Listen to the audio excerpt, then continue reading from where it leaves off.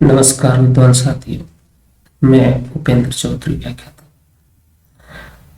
आपको नव वर्ष की शुभकामनाएं देते हुए और साथियों इस नव वर्ष में प्राथमिक कक्षाओं के अध्यापन करवाने वाले अध्यापकों के लिए RJFLN 7 व 8 मॉड्यूल स्टार्ट हो गया है। तो मैं आपके लिए RJFLN 08 मॉड्यूल आपके लिए लेके आया हूँ, जिसमें आकलन से संबंधित है। तो देखिए, कुछ हम प्रश्न करते हैं, इसकी कोशिश करते हैं 20 में से 20 हमारे हल हो। कुछ एक दो प्रश्न गलत होंगे तो फिर दोबारा सही कर सकते हैं।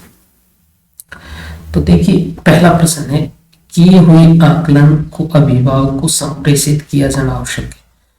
देखिए, वर्ष के अंत में प्रत्येक थीम या प्रोजेक्ट की समाप्ति पर उपयुक्त पूर्व निर्धारित अंतराल पर 6 महीने पश्चात। तो देखिए, वर्ष के अंत में भी नहीं हो सकता, 6 महीने के पश्चात भी नहीं हो सकता, प्रत्येक थीम या प्रोजेक्ट की समाप्ति पर भी नहीं। तो उपयुक्त पूर्व निर्धारित अंतराल जो तय किया है उसके आधार पर तो हमें ये करना चाहिए। ये विकल्प मेरे हिसाब से सही होगा। नेक्स्ट प्रश्न देखिए, कौन सा पोर्टफोलियो का हिस्सा नहीं है?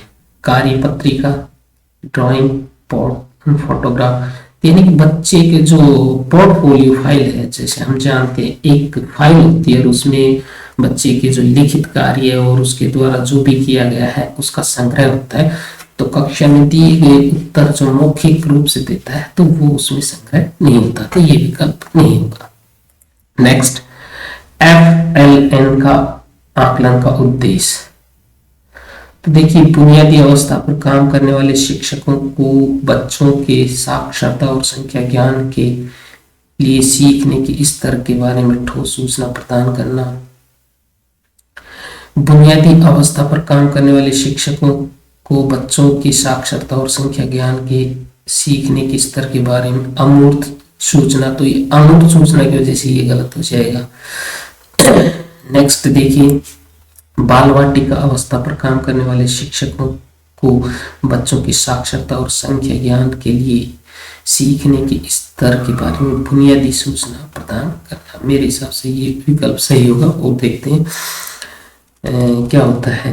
नेक्स्ट प्रश्न देखिए, नेक्स्ट परिभाषा से 360 रिपोर्ट। 360 रिपोर्ट यानी कि बच्चे की समग्र और बहुआयामी विकास पे ये विकल्प बिल्कुल सही हो जाएगा, समग्र और बहुआयामी।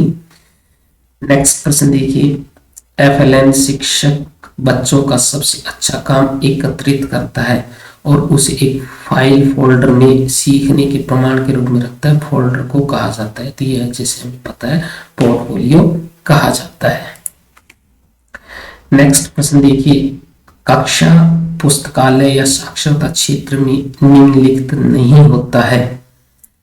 तो पठन या पुस्तक क्षेत्र होता है, पुस्तक निर्माण क्षेत्र होता है, लेखन क्षेत्र भी होता है, लेकिन ब्लॉक बिल्डिंग नहीं होता। ये उत्तर सही हो जाएगा। नेक्स्ट देखिए, गणित या हस्त कौशल क्षेत्र में नहीं आता है। तो पहेलियां, मिलान, कार्ड्स, लेसिंग बोर्ड आता है। छोटे खिलौने, कार, पशु, मनुष्य आकृति ये भी आती हैं। डोरी, मोती, जोड़ तोड़ वाली वस्तुएं, छोटे खिलौने आते हैं, लेकिन पेंट और ब्रश नहीं आता है इसमें। नेक्स्ट, निम्न से कौन सा रूब्रिक को आकलन के एक साधन के रूप में प्रयोग करने के लिए सही नहीं है? पूरा किए जाने वाले कार्य का विवरण ये सही है। आकलन के लिए आंकड़े भी रूब्रिक में होते हैं, आकलन की कसौटी भी है, लेकिन एक शिक्षक के लिए बच्चे को उत्तीर्ण या अनुत्तीर्ण करने का अवसर ये रूब्रिक में ये शामिल नहीं है। नेक्स्ट, पढ़ने का बहाना करने के लिए गतिविधि। ये देखो, संभावित इसका हम एग्जैक्ट नहीं बता सकते, देखेंगे सही है या नहीं। तो पढ़ने का बहाना कर रहा है बच्चा, उसके लिए क्या गतिविधि करेगा? तो पढ़ने का बहाना तो जोर जोर से पढ़ के सुनाएगा, तो इसमें संप्रेषण किया है, हो सकता है इसमें बुनियादी साक्षरता भी हो सकता है। बुनियादी साक्षरता पढ़ने का बहाना करने के लिए गतिविधि है, तो ये बुनियादी साक्षरता ही करेंगे हम इसमें, क्योंकि बुनियादी साक्षरता ही, बुनियादी संप्रेषण तो उच्च क्वालिटी की हो जाए। बुनियादी साक्षरता करके देखते हैं हमारा विकल्प सही होता है या नहीं। नेक्स्ट, बुनियादी साक्षरता और संख्या ज्ञान के लिए आकलन रिक्त स्थान।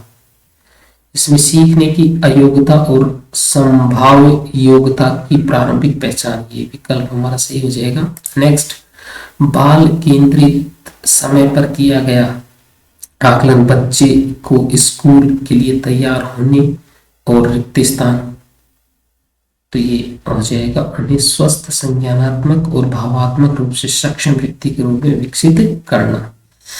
नेक्स्ट, छोटे बच्चे के एफएलएन के लिए सीखने और विकास के अवलोकन और आकलन के लिए निम्नलिखित तकनीक आवश्यक है। तो पोर्टफोलियो भी है, जांच सूची भी है, रेटिंग स्कीम भी है, तो ये इसमें हम मेरे हिसाब से विविध उपकरण और आकलन की तकनीकी राइट आंसर हो जाएगा। नेक्स्ट, बच्चों के आकलन और विश्वसनीय सूचना एकत्रित करने का तरीका नहीं है। जांच सूची भी है, रेटिंग स्केल भी है, भुगतान अभिलेख भी है, लेकिन साथ ही शिक्षक से बात करना ये विश्वसनीय नहीं है। नेक्स्ट, गतिविधि बच्चों को सक्रिय संलग्नता प्राप्त करने के लिए प्रमुख है 360 डिग्री। ये तो निश्चित रूप से आप ये ध्यान रखिए, 360 यानी कि ऑलराउंड, ऑलराउंड। नेक्स्ट, खिलौने वाले टेलीफोन और बोलती पुस्तकें तकनीकी सहायता प्राप्त खिलौने जो काफी हद तक रिक्त स्थान को बढ़ावा देती है। तो देखो ये खिलौने टेलीफोन है जिसमें बोलना है, बोलती किताबें बोलना है, तो इसमें भाषा और संप्रेषण कौशल राइट आंसर हो जाएगा। नई शिक्षा नीति 2020 के अनुसार स्कूल आधारित आकलन के लिए सभी बच्चों को प्रगति कार्ड जो अभिभावकों को संप्रेषित किया जाएगा वह होगा, इसमें समग्र स्वरूप होगा। ठीक है। नेक्स्ट, बुनियादी साक्षरता और संख्या ज्ञान प्रशिक्षण में शामिल होना चाहिए, प्री स्कूल और सभी प्राथमिक शिक्षकों को शामिल होना चाहिए। नेक्स्ट, शिक्षक को सकारात्मक होना चाहिए कि प्रत्येक बच्चे के सीखने सभी के लिए। नेक्स्ट, अभिभावक घर पर बुनियादी साक्षरता को बढ़ावा और प्रोत्साहन रिक्त स्थान सुनिश्चित कर सकते हैं। आय उपयुक्त श्रेणीबद्ध कहानी पुस्तकें, खिलौने और हस्तकौशल वस्तुएं। नेक्स्ट, बुनियादी साक्षरता और संख्या ज्ञान शिक्षण अधिगम प्रक्रिया में खिलौने आधारित शिक्षण विधि को एकीकृत करने का अंतिम लक्ष्य है। तो देखिए, बच्चों की समीक्षात्मक चिंतन, सृजनात्मक सोच, संवाद, विकासात्मक उपयुक्त पुस्तकें का आनंद लेना, समीक्षात्मक ढंग से अभिव्यक्त करने और समस्या समाधान करने में सहायता करना, ये भी हो सकता है।